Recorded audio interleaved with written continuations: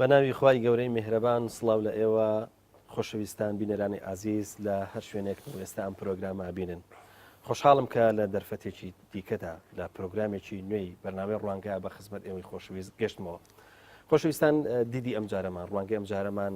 ڕەنگە ڕوانگەیەکی ئەندازەیەک فراوان بێ و لەسەر چەند تەوەرەیە قسە بکەین. یەکێک لەو تەوەرانەی کە قسەی لەسەرەکەین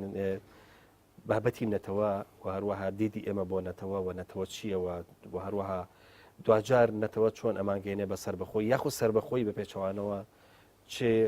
هۆکارێکی گرنگە یاخود بابەتێکی گرنگە لەسەر بابەتە نەتەوەیەکان.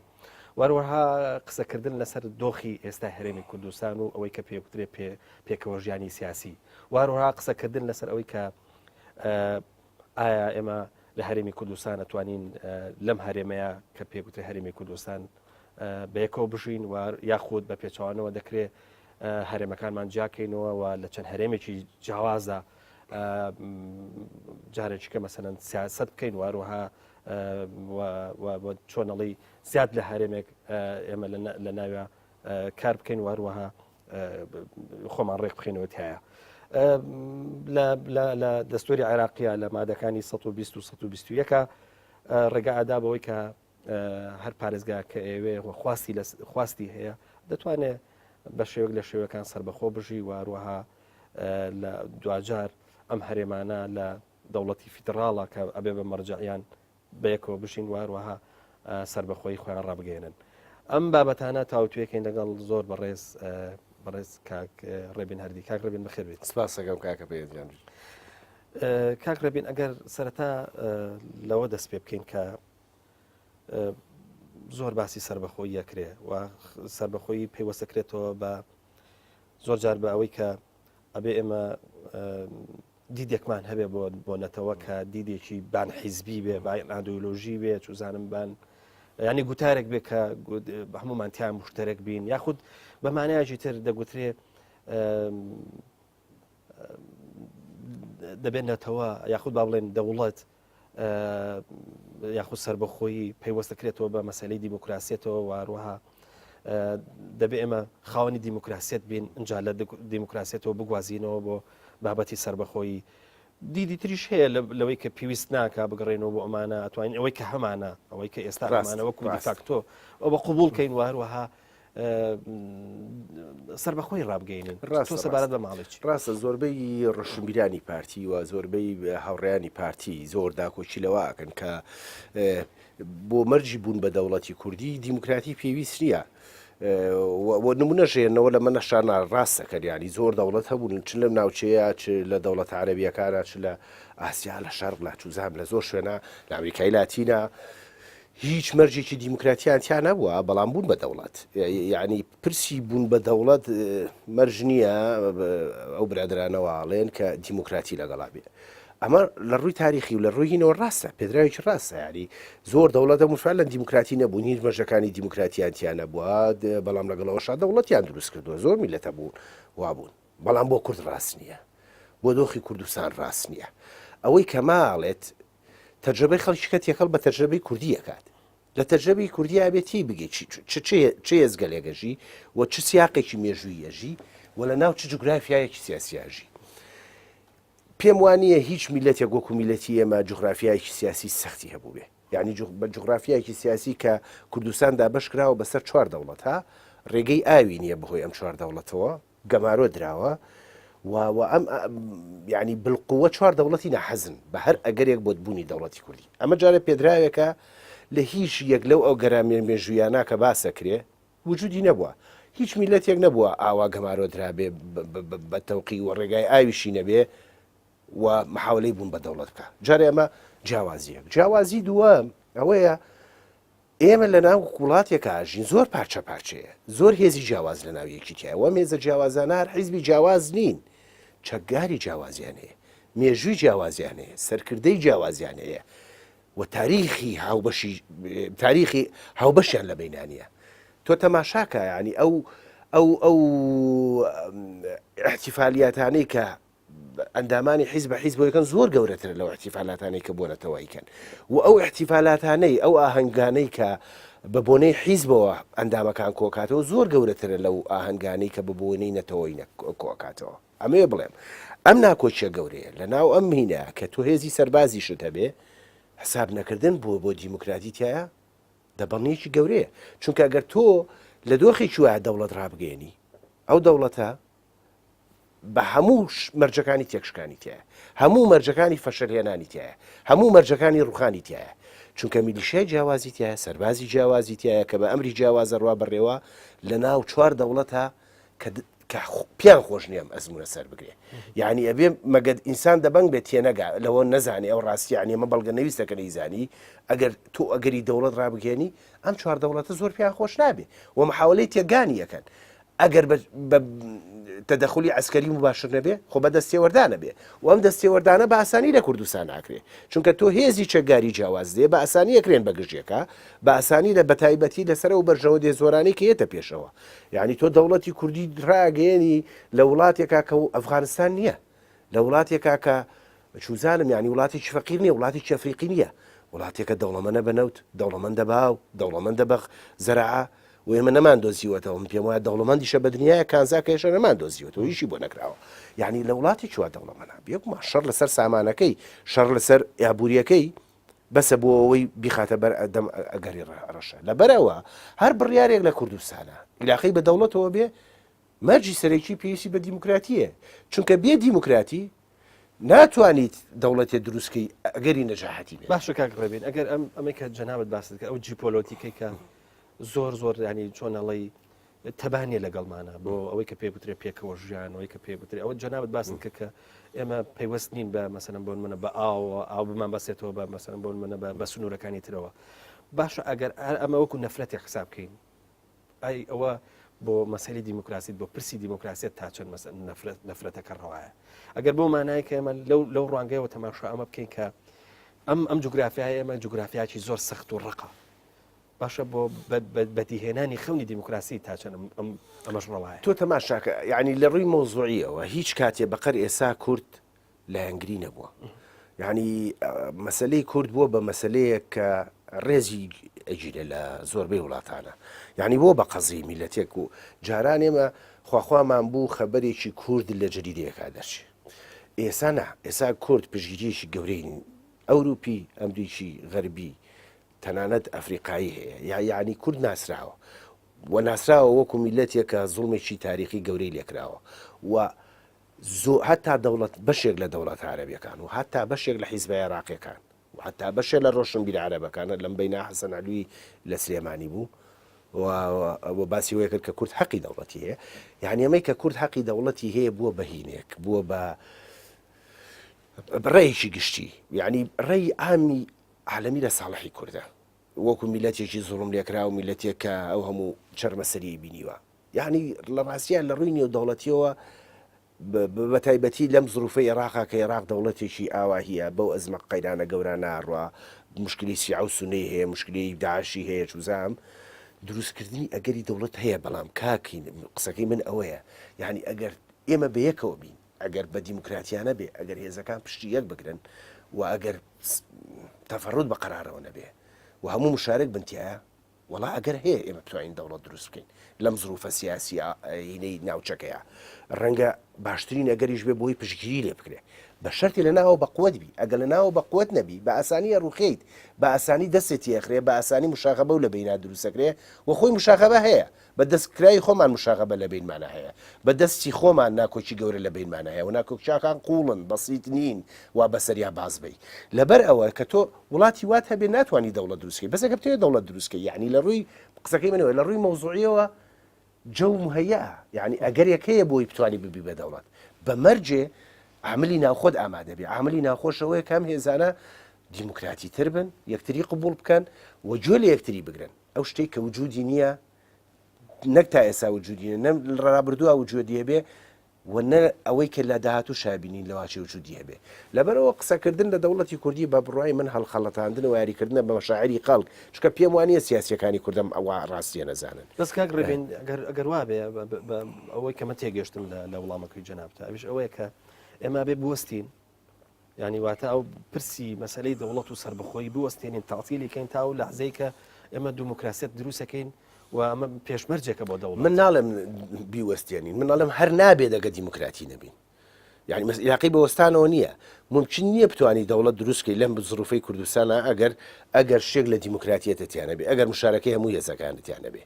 چونکە من پێ دەڵێ مەزایی مشکلەی تۆ چیە؟ مشکلی تۆ تەنها حیزبی جیاواز نییە کاکی من، چونکە هێزی سەربازی جیاوازت هەیە، دەسەڵاتدارەتی جیاوازت هەیە کە ئەرزی جیاوازیان بەدەستەوەیە و ئیدارەی جیاوازیان بەدەستەوەیە. زۆر باشە چی زەمانەتیەوەکە ئەمە شەڕ نەکەن لەگەڵیەکە هیچ شتێک نییە ئیلا دیموکراتی نەبێ، ئیلا ینی بەرگەرخستنی ئەزمونێکی دیموکراتی نەبێ کە بتوانێت ئەم دەسەڵاتانە لە حیزبەکان بسەنێتەوە، موسساتی دەوڵەتی دروست بکە، جێشی و نیشتیمانی دروست بکە، لە جێشی حیزبی نەمێنێ، ئەو کاتا توانی دەوڵەت دروستکەی واگەری نەجاحەتی هەیە. بەس لەم زروفەیە دروستیشیکەی ڕایگەیەنی ساڵێ 2 ساڵ نابات ئەم بە خێرایی بەرەو فەشە لە ڕوا، بە خێرایی بەرەو ئەگەری شەڕی ناوقۆڕا، بە خێرایی بەرەو ئەگەری و پارچە پارچەبوونی گەورەڕوا. کاک ڕێبین ئەگەر باسی واقعی ئێستای هەرێمی کوردستان بکەین،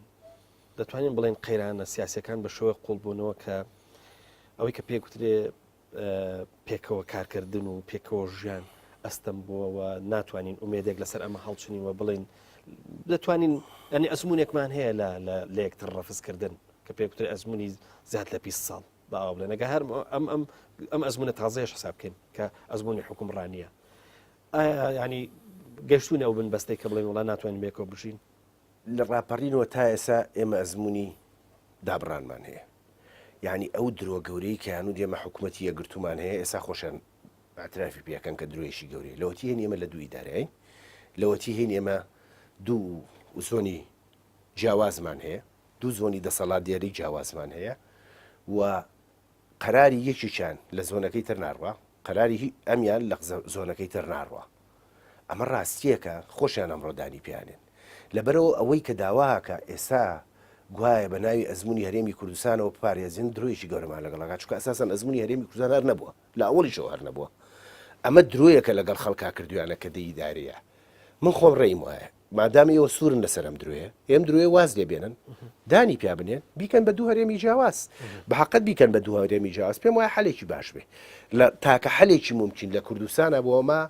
بۆ ئەم دۆخە قەیراناوی ئێستا بێ ئەوەی بتێت درۆ لەگەڵ خەڵکا بکەی ئەوەیە کە بیکەی بە دوو هەرێمی سەر بخۆ، چونکە خۆی وایە کاک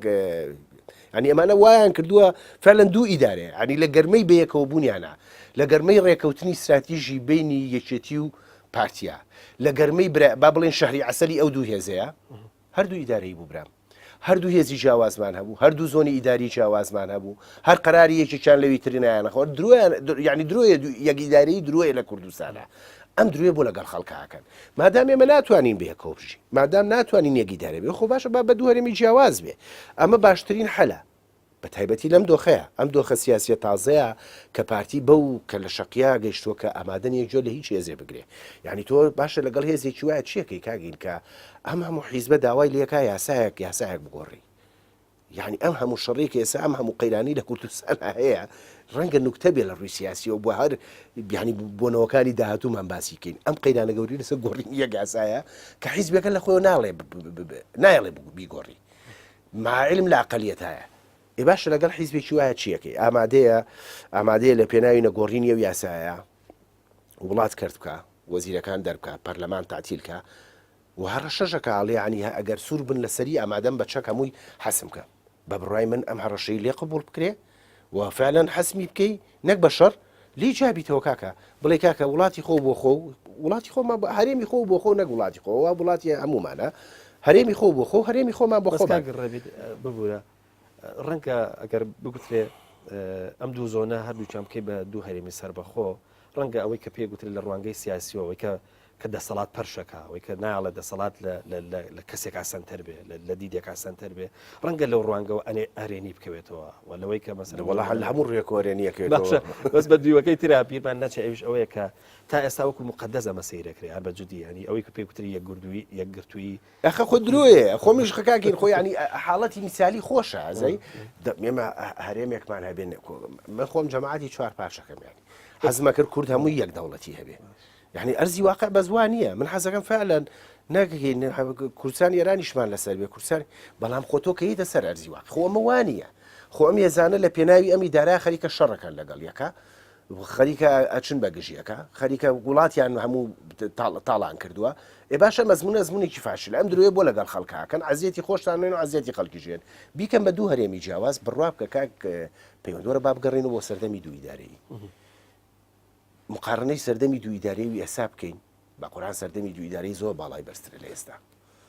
زۆر ئەزمموی گەشت لە سەردەمی دوو ئیدارەیە هەیەکە لە ئێسایانە باسی ترین نمونەت پێ بڵێم لە سەردەمی دوو ئیدارەیە ئێمە هەر ڕخنەگرتنمان هەبوو هەر قسەوتن بەم حیزبانەمان هەبوو هەر مۆقعگرتمان لە ژیانیان ڕۆژنامە نووسێکمان نەک کوژران نەگیراوە لەسەر قسە نە لە زۆنی پارتیا نە لە زۆنی یەکێتیە ئادەی بیرم بخەرەوە لە سەردەمی دوو ئیدارەیە کوشتنی بەکرعلی ناڵێم کوشتنی بەکرعلی وەکو نووسەر نەکوژرایانی لەسەر مزاهرە کوژرا و تەقەکرایانی بە عینوانی نووسەر و لەسەر نووسین نەبوویان دووشتی جیاوازەوە بابی بکە بەڵام نووسەرێکم پێ بڵێ لە سەردەمی دوویداریە چلای پارتی چلای یەکێتی لەسەر نووسین گیرابێ ئەمە هەیە بڵێم لە سەردەمی دوویدارەیە وەزی ئازادی ڕۆژنامەگەری حڕیاتی بیرروڕا زۆر زیاتر بوو کێشەی ئەو سەردەمە کێشەی ئابووریمان هەبوو ئیدارەکان کێشەی ئابووریان هەبوو چونکە حسارمان لەسەر بوو حساری عێراق بوو وەزع لەگەڵ ئێران و تورکیا بە تەمگژای ڕۆی لە پرسنووری داخست کێشەی ئابووریە بۆ سامە نەماوە لەبەرەوە پێم وایە دوو هەرێمی زۆر دۆخ باشترە بێ هەم مەسلەی حڕیا زیاترە بێ هەم مەسلەی ململانی ئەم دوێزە ئەو کاتا بێ بە وەکو جارانی لێتەوەیانی پارتی بۆی خەڵ ڕازیکە مەجبورە تەجربەیەکی باشتر پیشانی خەڵکەکەی خۆی بە یەکێتی و گۆڕان و ئەو برادرانەی کە لێرە ئێرە بەڕێوابن مەجبورن ئەزمونێکی باشتر پیشان بم بۆی خەڵک معجب نەبێین ینی منافەسەیەک دروستە بێ لە بینی دوو ئەزمونونەکە پێم وایە نەتایجی بۆ کورد زۆر باشترە لەمە کێسایە باشە کاک ڕێبێن ئەگەر قسە لەسەر دوو ئیدارەی بکرێ سا جەنابەت باست کردوتە لەو باڵای کاتی دوو ئیدارەی بەرزتر بۆ لە زۆر بڵێ ئەمە کە ئێساش باسێکەین باسی دوو هەرێمی جیاواز هەر شەرعیدان نیە بە مەسەلەی دوو ئیدارەی چونکە من لە قسەکە دوو ئیدارەی زانی ئەمە زانی فۆبیایەکە هەنی خەڵک زۆر لە وشەی دوو ئیدارەیە ترسێەوە هەر هێزێکە مەسەن من لەگەڵ دوو ئیدارەیانیم لەگەڵ دوو هەرێمیام دوو هەرێمی جیاواز بە کامل سەلاحیاتی هەرێمەوە وەکو چۆن ئێمە ئەم هەرێمە چ سەلاحیاتێکیە بەرامبەر بەغا پەرلەمانی خۆی هەیە سیستەمی یاسایی خۆی هەیە دەستوری تایبەتی خۆی هەیە بە کامل ئەم سەلاحیاتەوە هەرێمێ هەرێمێک هەبێ لە منتیقەیە و هەرێمێک هەبێ لە لای پارتیا پارتی کاکەوێ هەرێمێکی سەرۆکایەتی دامەزرێنێ و وازەحە نەخشە ڕێگای ئەوەیە کە بنەماڵک بەرزانی بە درێژایی هین بە درێژایی ئەو ماوەیە سەرۆکایەتی ئەو هەرێمە بکەن وازەحی ئامادەیە لە پێناوی ئەوەیە زۆرشت بکە نەجۆش لە پرۆسی دیموکراتی و نەی جەگریانی و تا کابرانە حەقی شەڕی ماوە بە زۆر هەرماوەتەوە ینی زەیم لەبەرەوە باشە ئەم تەجربەیە خۆچی لێکی ینی با بڕوا بۆ خۆی لێوێ ئەیکا بە پاشایەتی ئەیکا بە میرات کوڕی کوڕەزاکەی ئاغای بەرزانیە نێبێ باکەی با بیکە زەی لێرەش بە پرۆسەیەکی تر ئەڕوات وازە حوانەی ئێرە کە زۆربەی هێزەکانی کە لێرە ینی بنکەی فراوانیان هەیە و بەهێزن هەمیان لەگەڵ ئەوان زۆربیان لەگەڵ یە کارڕێکەوتون کە سیستەمەکە پارلەمانی بێ سەرۆکایەتی نەبێ باش ئێمە لێرە سیستەمێکی پەرلەمانی دامەزیەوەوان با سیستەمی سەرۆکایەتی ئەڵێن پاشایەتی ئەڵێن چۆن یەکەم بیگەم بۆ چێم شەڕ بکەین بۆ ئەم شەڕە لە خەڵک بە کوش بی لەسەر ئەمە پێم وایە لەو کاتا باشترە بێ مەناڵێ منافەسەکە باشترە بێ هەمەوان مەجبورە بن لەگەڵ خەڵکا باش بن بۆی پیشانی بن کە ئەزمونونەکەی ئەوان باشترە هەمەمانیش مەجبورن لەگەڵ خەڵکا باشتر نەرمتر هینتر بن بۆ هینەکە باش ڕاستە کورد بۆ زعیفەکە لەمە زۆر کە زەڵێمە کورد زعیفەکە بەڵێ من ویستم پرسیار لەسەر ئەمە بکەم دیدێکی ناسیۆنالیستیمان هەیە ئەوەتەی هەیە ئیش لەسەرەواکە کە مەسلەی نەوتەوە مەسلەی سربەخۆی ئەچەکە لە خەونەکانی کورد و یەکێکە لەوانەیە کە هەوڵی بۆ درراوە وەکو زۆر جارەوترێ ڕووبارێک لە خوێنی بۆ ڕێژراوە ئێستا لەم لەحزەیە کە تەسەوەری ئەوە کرێت کە کورد شانسی ئەوە هەبێت کە بێ بە دەوڵەت کاڵین دەوڵەتێکی سربەخۆ دەوڵەتی با دەوڵەتی هەرێمی جیاواز باشە دوو هەرێمی جیاواز بۆ نابێ کاکە گەورەتری ناسیۆنالیزمی بەقوت ئێستا لەسەر ئەرزە ناسیۆنالیزمی ئەمریکیە وڵاتێک هەمووی بە فیدرالی ڕابڕێ هەمووی هەرێمە زەی ئەڵمانیا بە قوتری ناسیۆنالیزمانە ناسیۆنالیزمی ئەڵمانی دووجار حربی عالەمی هەڵساڵەوە دووجار بوونەتەوەی سەبەبی حربی عالەمی خۆ بە سیستەمی فیدرالیە ڕابڕێەوە یعنی ئەمەی کەوا بزانی ناسیۆنالیزم بە بوونی هەرێمینە بێ هەڵەیە وەختی خۆی من پێم سێرە ئەم برادرانەیە ساڵێن وەختی خۆی بۆی قەنەعەت بکەین بە عێراق کە بوونی هەرێمی جیاواز عێراق زەعیف ناکە بە قوتیەکە کوردەکان بۆیان وت ئێمە منەوامان ناوت بۆی عرب قەنەعەت پێ بکەین کە ڕازی بن بارێمەکانمانوت سیستەمی فیدرالی بوونی ئەقلیمی جیاواز عێراق بەهێزەکان زعیفی ناکات چونکە غوبنی قومی ناهێڵێ ستەمی قومی ناهێڵێ ئەومە دەوڵەتەکە بەرەو گەشانەوەی زیاترە بە بەرەو پێکەوە ژیانێکی تەندروسترە بە بۆ کوردستانی شەڕاش ڕاستە ئەگەر هەرێمی جیاواز بێ مادام مافی هیچ بەشێ ناخورێت هیچ کەسێک مافی ناخورێت لەبەرەوە بەعکسەوە ڕەنگە لە ڕووی قومیەوە باشتر بێ ئەکرێ کاکەین کە هەرێمیش بووی خۆ تەنسیقە بێ هەبێ لە بینی ئەو دوو هەرێمە توانین تەنسیق بکەین لە زۆربەی شتە قومیەکانە و تۆ ئەگەر دیقەت بێ لەسەر شتە قومیەکانی مە خلافی گەورەمان لەگەڵ یەکانیە یعنی ئێمە بێتە سەر مەسائلی قومی پێم وایە هەموو تقریبەن تایە کۆکن یعنی شتی قومی نیەتایە مەسەلەن زۆر ناکۆچی گەورەمان هەبێت ئیلاوە نەبێم ڕیزبندیانەی آخری کە پارتی خۆی تێخستۆ کێشەی دروست کردووە یعنی ئەو تەحالوفەی لەگەڵ تورکایە بۆتە هۆی ئەوەی کە نزیکبوونەوەی زۆری هەبێت لە تورکیاوە دوورکەوتنەوەی زۆری هەبێت لە کوردەکانی هین بە پێچەوانەیە منتیقەیەوە کە نزیکبوونەوەیکی زۆریان لە کوردەکانی سووریا و تورکیا هەیەەوە دوورکەوتنەوەیەکیان لەگەڵ تورکیا هەیە بەڵام ئەمانە ئەکرێ حەل بکرێت دەزایی یعنی پێم وایە هەدەفی سەرەکی لە مەسایلە قومیەکانە ئاسانتر ئێمە بێگەگەین کێزە کوردیەکان ئاسانتر لە مەسایلی قومیا بێگەگەن ئەوەی کە زۆر ناکۆکنتیایە مەسایلە داخلیەکان کاک ڕێبین هەندێک لە نووسەرەکان ماوەیەکە لەسەر ئەم دیدەش ئیشەکەن کە ناکرێ مەسەن بۆ منە ئێمە دیدێکمان بۆ باو بڵێن دیدی ئێمە بۆ نەتەوەەوە بۆ سربەخۆی بریتی بێ لەوەی کە چوزانم ینی واقعک دروستکەین کە پێ بکوترێ واقعی دیکتاتۆری ئەمە چییە مادام ئێمە سربەخۆیمان هەیە مادام شتێکمان هەیە بە ناوی نێتەوە وڵی باش بە کاکین با سوالێ بکەین چ میلەتێک داوای نێتەوە داوای دەوڵەت دەکا میلەتێ داوای دەوڵەت دەکا کاس بکە ژیانی لەگەڵ میلەتی شترا مافەکانی ناپارێزێ وەنیە واسەکە ئەم پێکەوە ژیانە زوڵ مستەمی لێ کردووە و حەقەکانی خۆی نایەوەتی لەبەرەوە مەفهومی میلەت و دروستکردنی دەوڵەتی نەتەوەیەتە پێشێ کەوابوو هەر لە ئەساسی فکرەکەەوە باسی بکەین جزی دروستبوونی فکری دەوڵەتی نەتەوە ئەمەیە مافە ئەی باشە ینی کەوابوو تۆ بۆیە دەوڵەت دروستەکەی چونکە ئێمە تەسەورەکەی ناتوانین لە عێراقا مافانە بیانی بمبورە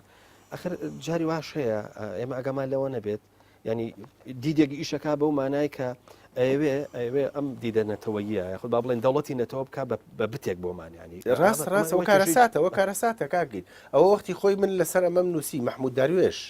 شاعری گەورەی عەرابە وت وتارێکی مەشهوریە بۆی من دەوڵەتمێ ئەو دەوڵەتە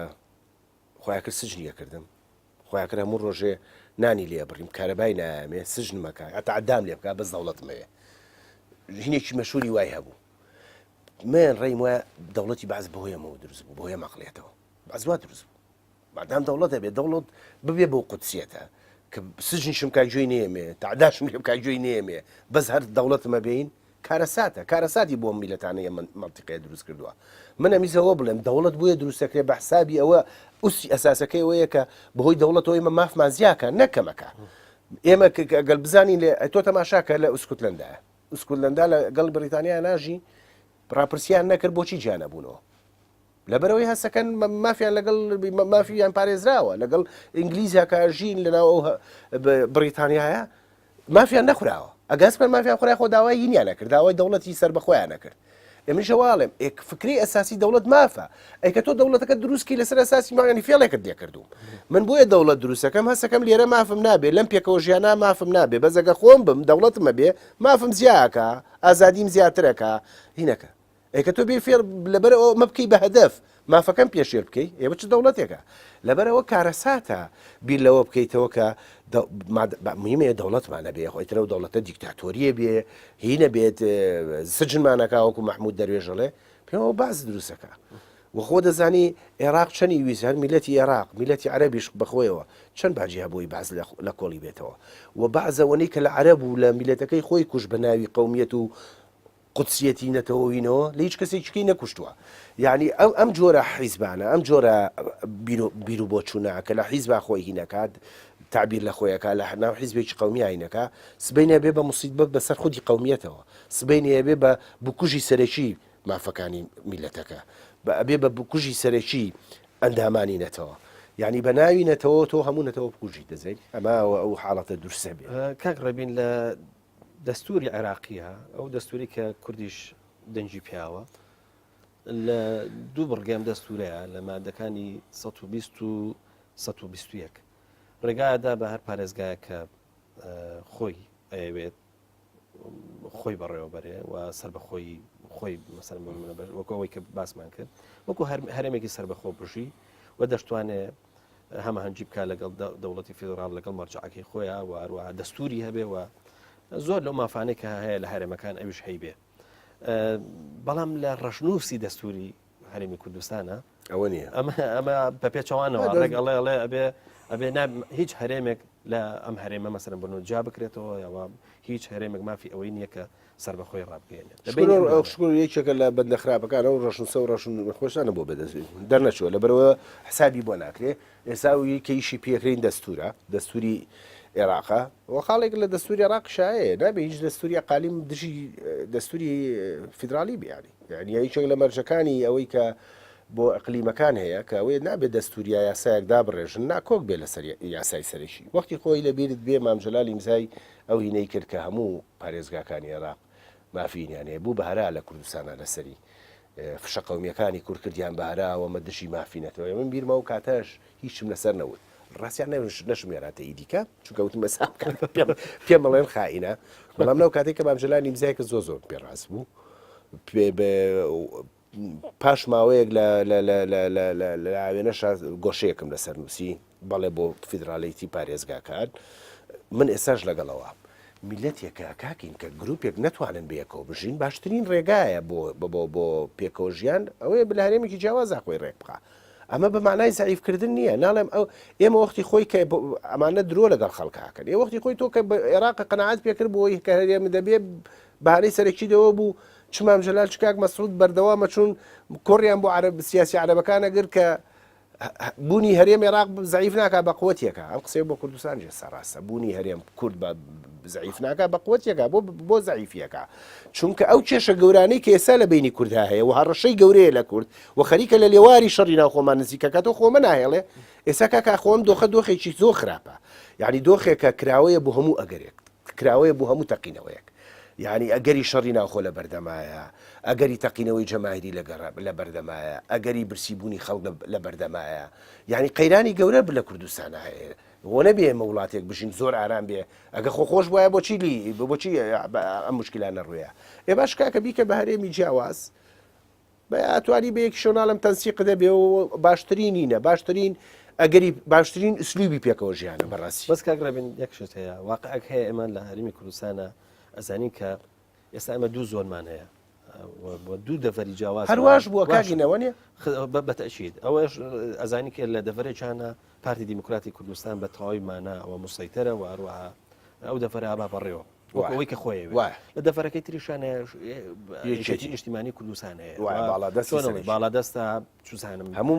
بەدەستەوە هەموو مؤسسەتەکانی بەدەستە و لەشکری هەیە و ڕاستەمێت باشە ئێمە ئەگەر لە لەحزەی ئەوەیە کە هەرێمێکی تریمان دروست کرد بە ناوی ئەم هەرێمەی سلێمانیەوە لە هەمان کاتە هەر هەرێمەکەی تر دووبارە ناکەینەوە لە کاتێکە ئێمە قسەمان لەسەر باڵادەستی هەرێمەکە هێزانی بۆچی یەکەمیان لێرە جارێ و هێزەی کە لە هینی یەکێتیە بێت خۆ دەزانی ئەوە مشکلەیەگە بێت ئەتوانین بەڵام ڕێکی بخینەوە چونکە لە ناو ئەم هێزی پێشمەرگەی یەکێتیا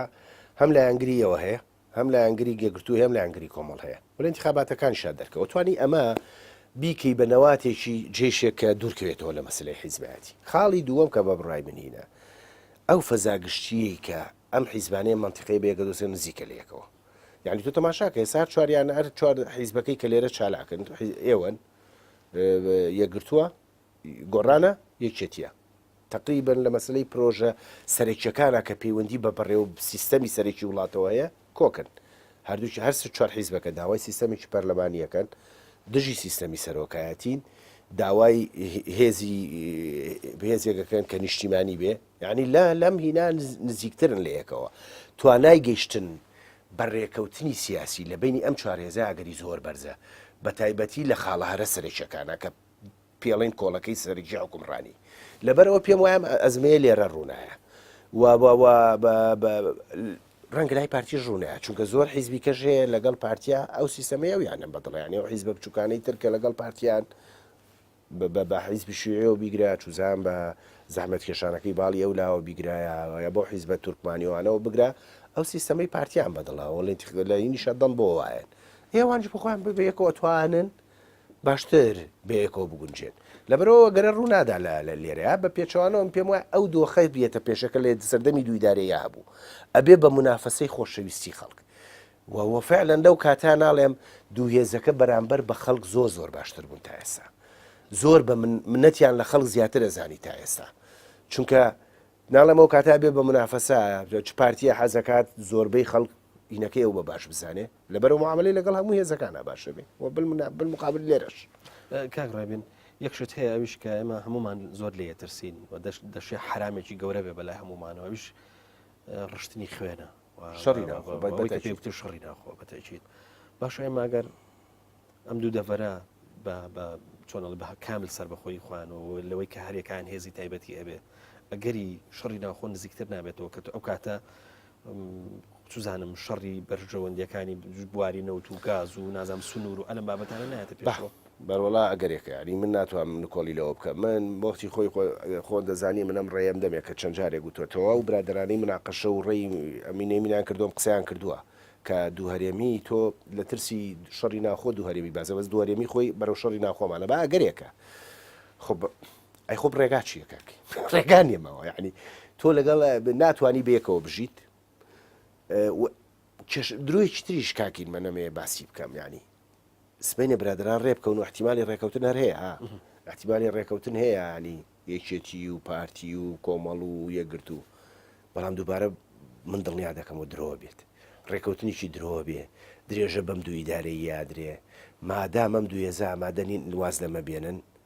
بڕوا بکە هەر ڕێکەوتنێکی سیاسی هەتا ئەگە پارتی تەنازولیش بکە سیاساکە بگۆڕین بە یاسای سەرۆژینی پەرلەمانی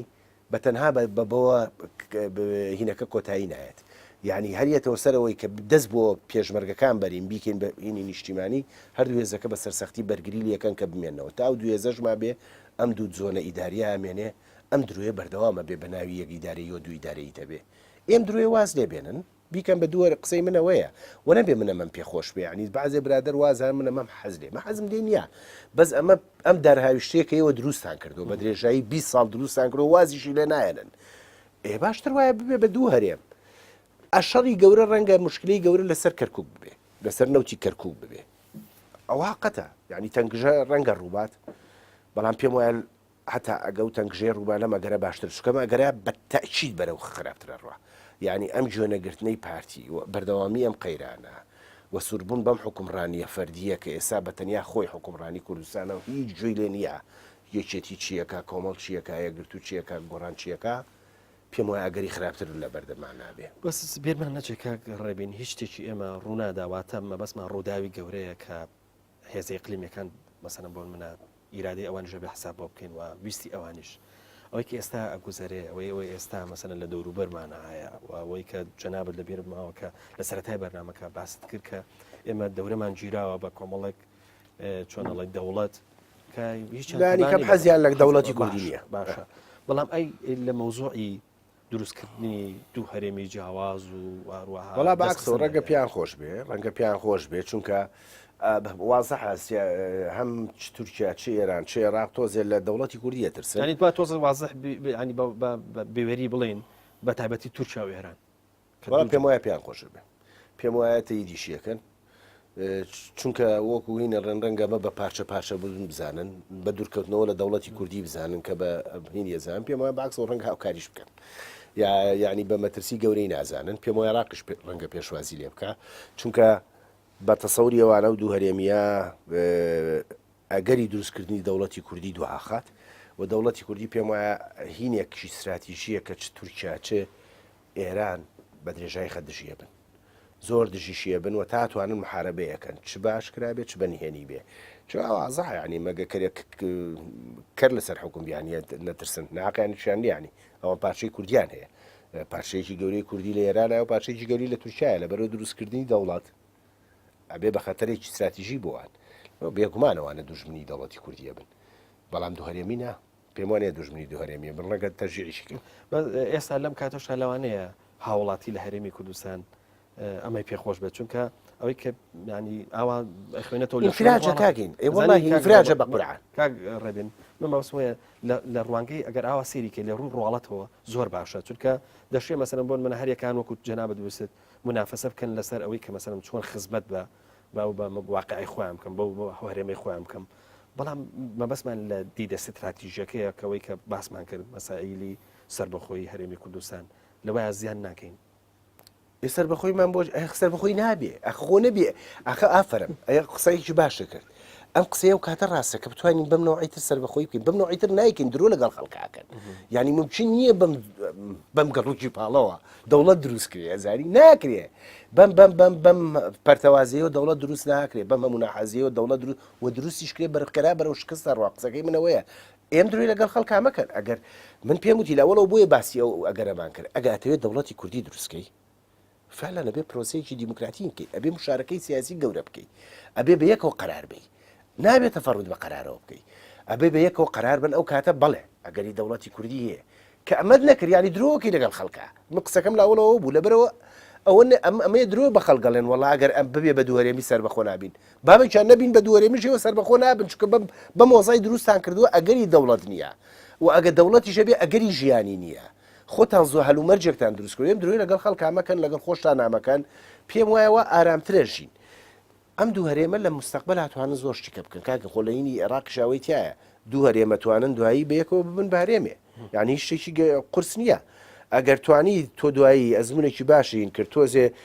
کراوەتر بووی کە من بە دووریە بینم بگەنە ئەو کراوەیە ئەتوانی دوجارێک بگریتەوە چ مشکلێک بەس کاک ڕێبین هەر لەم بەرنامەیە جارێک بن و تۆ بێکەوە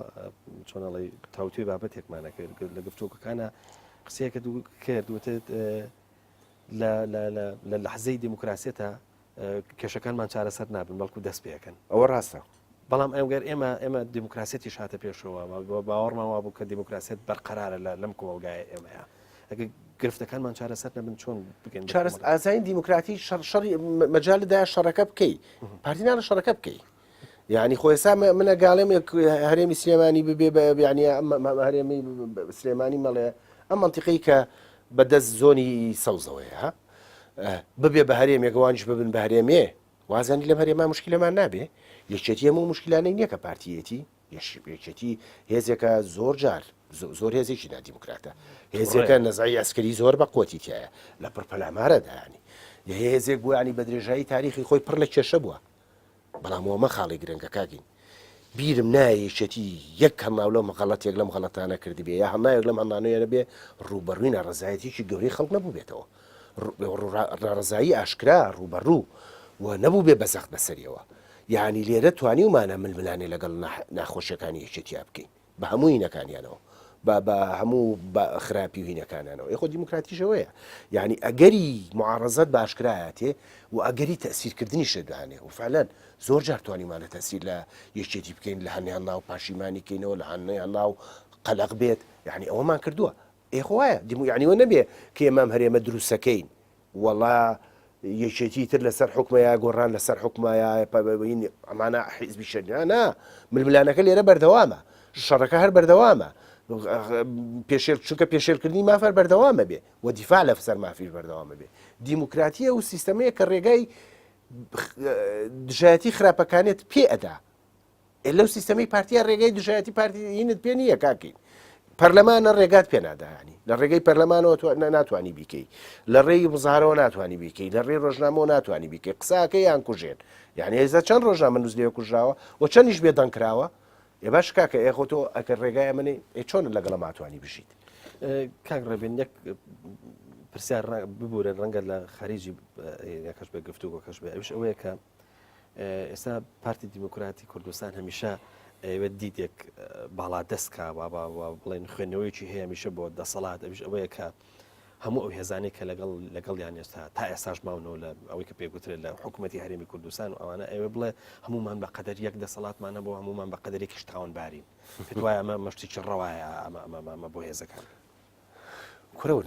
نکتەیە کە خۆشە درویە کە خۆشە ڕزانن ڕاست نییە کە چە بڕای پێکە کاگەین تۆ سەرۆکی هەرێمەتەیە سەرۆکی ئاسایشی توێیە وەزارەتی ناوخۆ بەدەستی تۆیە علاقاتی دەرەوە بەدەستۆیە نەوت بەدەستۆیە زانی وەزارەتی کۆمەڵاتی داوە بە یەکگرتووەڵی مشارکە لەگەڵ مە مشارێکی چیکاکە یعنی پێمان ڕابێری گاڵتە بە خەڵگەکەی ئەزای وەزارەتی چوزانە وەزارەتی کوشتتوکاڵە وەزارەتی کارەبا کامی قەیرانە ناتوانێت کارەبایە وتە بە حیز بێ بۆیە خەڵق تا بۆ یەکێتیش ئەمە دروستە تامان هەتا یەکێتیژی چینەماوە کاکە لە کوردستانە گەورەترین دەسەڵاتەکان بەدەست پارتیەوەیە یەک دەسەڵاتی بەدەستەوە نەبوو سەرۆکاتی پەرلەمانەوەیش لە ناوبردیانی غیریەوە هیچی تر نەماوە جێگری ڕێیز هەتا جێگری ڕێز وزەرا کاقوبات هەڵەیەکی گەورەی کردە کاتێکا کە بوو بەرڕێین کۆمەڵە سەلاحیاتیە بووە تا خۆی بە هینی خۆی و سەلاحیاتاشنی لە خۆی سندەوە یعنی هیچ کەسینێکی نییە لە وڵاتە ئەوان نەبێ وڵات بەهینی ئەوانە چێ بڕێەوە وڵات بەهۆی ئەوانەوە لە قەیرانە وڵات ئەو قەیرانەی لە کوردستانە ئەوان دروستیان کردووە بێجویی ئەوان دروستی کردووە تاالموتیەوان دروستی کردووە تەفەڕودیوان بە هەموو شتەکانەوە دروستی کردووە بەشداری چی خۆشانەزانەوە درۆیە کاکەین ڕێبێن مەوزوعی یەکگرتووی تاکو ئێستا ینی کورد بە یەکگرتووی لە باشوورا بمێنێتەوە نازام چی ئەمە ئەندازەیەکڕابردشوتم وتم مقدسێکی وەرگرتووە زێباری ئاشکا لەمەی زێباری ئاشکا بۆ یەکەم جارە کورد بەمووی یەک نەبوو و باشیان کرد یەک نەبوون ینی مادامە و کابرایە هەستیان کردووە گەندەڵی کردووە یا هینی کردووە جوابەکانی نییە نابێت دیفاعی لێ بکەی لەسەرەوەی کە کووردا مادامە پۆسەژە توانێت کوردوە دیگرێتەوە لەبەرەوە پێم وایە یەک ریزیە ئەوە مەفهومە خەریکە بەرەو درزی گەورەیەتی ئەکەوێ لە مستەقبەلا درزی گەورەتریش ڕۆیە کاکەین من ویست پرسیارە بکەم بەوەی کە تۆ لە وەڵامەکە ئەگەر چوزانمانی ڕوونکردنەوەکەت بگاتەوە ئاستی ئەگەرمە مەسەن بۆ منە پێویستی بە داکۆچیکردن بێ هەر داکۆچی لێ بکەی لەوەی کە ئێستا لەوانەیە خەڵکی گوێی لێ بێ لەم بەرنامەیە بگوترێ باوە یەکگرتووی مانتای ئەم لە حەزەیەش ماوە بەس تۆ ڕۆشنبیرێکی گەوری خەڵک گوێ لێگرێ وەکو ئەوە نیگرتوین کاگەن من لە ژیانمانە یەکگرتو نەبووین بڕوا بکە درۆ لەگەڵ خەڵک یەکگرتو نەبوون ڕێگە ئێستاچێک پێمان بڵە بڵێ کاکەوە لانی کەمەوە وەکو وایە کە ئێمە لە کشتێک کابین لە دەریایەکە و یەکەم کەس چێ ئەمەمەکوونەکە ئەم دیدەیەوە پێی وابێ کە ڕاست نیە کاگەنەمانە درۆ کە نەزانی خۆ من خۆم پێم خراپەکە یەکگرتوونی من پێم خراپە یعنی ئێسا پارتی بە تەفەڕود عیلاقاتی لەگەڵ تورکیایە بەهێزە و تێژ ناگەی ئەساسی عیلاقاتەکە لەسەر چیە ڕێکەوتنەکانیان لەسەر چیە من پێم خۆش بۆ ڕێکەوتنە ببێ یەکێتیشی تیاابێ گۆڕانیشی تیاابێ کۆمەڵ و بهێنین یعنی ڕوون بێ ئەم قرارە بەیەکەوە بن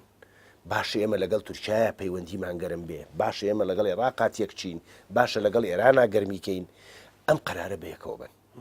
ئەم قرارە بەیەکەوە نیە مشکلە لە کووردا ئەمە درۆیەکە لەگەڵ یەکایکەن پارتی بەتەنیا چوە ئەم شتەی کردو بێەوەی ڕێی یەک کەس وەرگێ بێەوەی کەس مشارەک بکە لە قرارەکە و کەسیش مشارەکە لە جێبەجێکردنیا یەکێتی بە پێچەوانەوە کۆمەڵە عیلاقاتی هیچ پەیوەندی بە پارتیەوە نیە عیلاقاتی لەگەڵ هێزەکانی شیعی عێراقا بەقووەتە عێراقاتی لەگەڵ ئێرانە بەقووەتە عیلاقاتی ینی ئاواهی ینی تەواو ناکۆک بێ و تۆ لە مووقفی عێراقا ئەدبینی ئەزانی کورە بۆ درۆ لەگەڵ خۆمان بکەین لە کەوتنی مالیکیە کە ئاغای بەرزانی هەموو قوتی خۆی خستە سەر بۆی مالیکی هین بکە یاوە هەمومان نزانین ئاغای تاڵبانی لە آخر دقەیە پشتی تێکرد یعنی تا لە هینی عێراقا یەکگرتوونین ئەمە درۆیەکە لەگەڵ خەڵکیان ناکردووە کاڵێنەمە یەکریزی ئێمە قەت یەکریز نەبووین چونکە ئەساسەن ئەم هێزانە بۆی یەکریز بینیژەخا بۆیە ئەڵەمە و برادرانەی پارتیکە و قسانەکەن هەڵە لە زروفی کوردستان تێگەشتون بۆی یەکریز پێویست بە کاکە دیموکراتیە دیموکراتی عنی مشارەکەی سیاسی پێویستە هێزەکان مشارەکەی یەکتری بکەن بەیەکەوە قەرار بن بەیەکەوە تەنفیزیکەن ئێوە وا ناکەن ئێکەوا ناکەن لەبەرەوە بێگومان ئەم ئەزمونە نە یەکگرتووە بێ نەیەک ڕیزە بێ نەقەتیش یەک ڕیز بووە هەمووی درۆی لەگەڵ خەڵکا کردومانە ئێمە ئازانی وێنەیەکی کاریکارێتەریمان دروست کردەوە بۆ دەرەوە بە خەڵ بڵێن هایمە حکوومەتمانەیە ئێمە یەک دەوڵەتمانەیە بەڵام ئێمە زانینمە درۆیە خۆشیان نەزانن درۆیە ئێمە نە یەک ڕیزین نە لە پەیوەندیە دیبلۆماسیەکانمان یەک ڕیزین نە لە سیاسەتی داخلیمان یەک ڕیزین نە لە سیاسەتی دەرەکیمان یەک ڕیزین ئێمە چۆن یعنی ئەم درۆیە چێ لەگەڵ خۆمان یەک خۆمان کردکاتینێ من قسەی منەوەی ئەترا بەمە بکەن بیکەین بە ڕسمی برام بیکەین بە ڕسمی باشکرا بە خەڵک بڵێن هەر یەکەم سیاسەتی خۆی هەبێ مادامەوە نە دوورن لە یەکەوە نە لە خاریجا بەیەگەگەن نە لە داخلا بەیەگەگەن ئێجە جا ببنەوە باشە کاک ڕێبێن قسەیەک لەوەیە کە وردەوردە مێژوو ئەم قسەیەکەیە مێژوو خۆی دووبارە ئاکاتەوە بەڵام بە شکلی کۆمیدیەوە قسە لەسەرەوەی ئەمە کە ئێستا دەگوزەرە وردەوردە لی نزیکە بینەوە دووبارە بوونەوەی مێژووی میرایەتی نیە بەس بەمانە مۆدێرنەکەی سەردەمی پێم وانە ئەزانانی هیچ مێژوویەک لە مێژوویەکی ترا دووبارە نابێتەوە ناڵم بە شکلی کۆمیدی نەبێ پێم وایە تاریخێکی جیاوازە دوو زروفی سیاسی جیاوازە و دوو شاری ئینسانی زۆر جیاوازە یعنی ئەم شەڕی کە ئێستا لە کوردستانە هەیە تەنها شەڕ نییە لەسەر سامان شەڕە سەر دیموکراتی شەڕێکی گەورەیە لەسەر دیموکراتی یعنی شەڕی ئەساسی ڕاستە بێگومان ئابووریتیایە بەستۆ سەیری کە قەیرانی ئەساسی کوردستان لەسەر چی دروست بوو لەسەر شتێکی زۆر مانەوی دروست بوو کە علاقی بە سیستەمی حکومڕانیەوە هەیە سیستەمەکە پەرلەمانی بێیاهی سەرۆکایەتی بێیە سەرۆک لە پەرلەمانەوە هەڵبژێریاهی نقطەیەکە نەقسادیە نابووریە نینە نقطەیەکە علاقەی بە مەبادی سیاسی بە مەبادی سیاسیەوە هەیە بیرم نایە لە تاریخی سیاسی کووردا شەڕ کرابێ لەسەرمە یەکەم جارە لە کوردستانە ئێمە شەڕێکی گەورەمان هەیە لەسەر مەبادی سیاسی لەسەر مەبدەئی سیاسی یعنی ئەم ملمانەی بزەبدەوە یعنی ئەگە پارتی ڕازی بووە و یاسایە بگۆڕین هەوو هیچ ئەم قەیرانانەی کە سابینی هیچی ڕووی نایە وانێ هەمووی ڕێک و پێگەڕۆی دوای ئەمە تەبان ئەوان مەسایلی ئابووریە دە شتانی تریژێتە پێشێ بەڵام قسەی من ئەوەیە ینی ئەم قۆناغە قۆناغێکی جیاوازە و ململانەی تایەتی ململانەی جیاوازە ئەو شانەشی هێزەکانە جوڵێنێ تەنها ئابووری نییە تەنها دەسەڵات نییە بەڵکو مەبدەئی سیاسی بۆ بە شتێکی مهم بیرم نایە لە تاریخی سیاسی کووردا قەت شەڕ لەسەر مەبادی سیاسی کرابێ هەتا شەڕی ناخۆی یەکەم علاقی بە مەبدەئی سیاسیەوە نەبوو ئەمە یەکەم جارە ناکۆچیەک لە کوردستانە ڕوویە تایە ڕێکیزەی سەرێکی و تەقینەرەوەی سەرێکی ململانەکە مەبادی سیاسی کاک ڕێبێن ئەوەی کە ئێستا دروست بووە لە هەرێمی کوردستان و لە نزیک هەرێمی کوردستان و ئەوەی کە پێی زۆر پێیوەستە مەسەلەی داعشەوە داعش لەوانەیە کۆمەڵێک پرۆسی ڕاگرت بێ لە ئێستاە قسە زۆر لەسەر دوای داعشەکرێت لەوەی کە داعش لە بلانی کەم لە عێراقا کۆتایی دێ دەچێتە ئەو بەری سنوورەکانی عێراق زۆر خەونی پێوە بەسراوە بە تەسەوری تۆ ئەمە وەکو پێشبینیەکە گوترێ بە تەسەوری تۆ دوای داعش ئێمە گەینە چ واقعێکی تر خب وڵای دووشت هەیە ینی ڕەنگەوەتی مامە زۆرەی کە ئێساوە و ڕێزگرتنی کە ئێسا ئێمە زۆر لە ئەزمونونەکە گیرەکەم بێتەوە دەوڵەت عێراق ئەگەر بەهێز بێتەوە بچێتەوە بناوچانە پێم وایە ئەو نەرمی بەرامبەر بە کوردەی بێ کەمە بێتەوە دیسانەوە یعنی ڕەنگە زروفەکە زۆر بێن بە باش نەبێت لەبار نەبێت ینی دوای داعش ڕەنگە زەخت لە سەرمانزیاکانە عاملی زەختی هێزەکانی تر بەسەر ئێمەوە گەورەترە بێ ئێمە ئێستا عاملی زەختمان زۆرە بەدەسەوانەوە ینی بۆ شەڕی داعشەوە هەموو پێویستیان بە کوردستانە هەم بە پێویستیان بە جوگرافیاکەیەتی هەم پێویستیان بە سەربازەکەیەتی چوزان بە هەموو هینەکانی هەیە ئێمە عاملی زەختمان ئێستا بەدەستەوەیە بەڵام لە زروفەکەی ترانە تۆ عێراق مسڵەگرێتەوە ینی عێراق هەندیسەوە بێ بەهێزە بێتەوە لەولاوە ئەمریکا ئەو احتیاجە زۆرەی بەم سنوورە نامێنێت بۆ شەڕەکە لەبەرەوە پێم وایە لەو دۆخە ڕەنگە ئێمە زەختمان زیاتر لێ بکرێن نەگەێمە وەزامان باشتر ببێ ئەمێنێت تو سەرەوەی لەو کاتا چیەکە نەمێزانە ئایا بەم ناکۆچیەوە چن بۆ ناو ئەمەگەرە بەم ناکۆکۆ بچین بۆ مەگەرم پێم وایە ئەگەری باش چاوەڕێی کوردستان ناکە یعنی ئەوەی کە چاوەڕێمانەکە ناکۆچی زیاترە پەرگیری زیاترە دوورکەوتنەوەی زیاترە چاوەڕێ ئەوە ناکەم لە دوای داعشەوە ئێمە نزیک بوونەوەی زیاترمانە بێت مادامە مەقلێتە بەردەوامە یا هین بێ ئیلا لە یەکە گەرانە بێ زۆر جارە مەژڕوویاوە ینی لە تاریخی زۆر میلەتە ڕوویاوە هیوادارم لایە مەژڕووبە هەمیشە لە کاتی دروستبوونی خەتەری دەرەوەیە میلەت یەکەگرێەوە نیە هێزەکان یەکەگرن بەس من پێم وایە هیوادارمەوە ڕووبە ینی ئەوەژە گەرێکە یعنی هەتا تۆ تەماشای کە بەرەی کوردستانی لە چ کاتێکا دروست بوو ینی لە کاتێکا دروست بوو هیچ ئەمەلێک نەمابوو بۆ کوردانی هەست دەکرد تەواو ینی هەموو شتێک دشمان بوو عێراق لە هەڕەتی بەقوتیا بوو ئەنفالی کرد بوو وڵاتی وێران کرد بوو وەزایی لە کاتی ئاوا ناخۆشیە یەکیان گردیانی لە دوایەوە هەموو شەڕ زۆرەوە ئێستا شەڕیش نەبووە لە بینیانە ینی شەڕێکی گەورە هەر شەڕ نەبووە ینی شەڕ این نەبووە خوێن لە بینیانە نەڕژاوە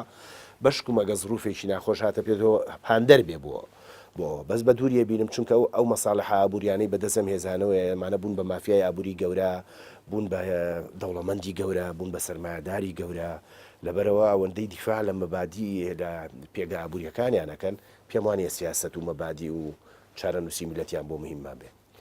زۆر بەڕێز کاگڕێبین هەری نووسەر و ڕۆشنبیر سپاس دەکەن کە لە ستودیۆی بەرنامەی ڕوانگە ئامادە بووی و وەڵامی پرسیارەکان داینەوە. سپاس بۆ تۆش کاکە پەیوەندیان بژین. وەڵا خۆشەویستان سپاس بۆ ئێوەش کە تاکو ئێستا بینەری بەرنامەکەمان بوون، تاکو بێگەشتنەوەیکی دیکە هەمووتان بەخوای گەورە ئاسپێرم، خواتان لەگەڵ.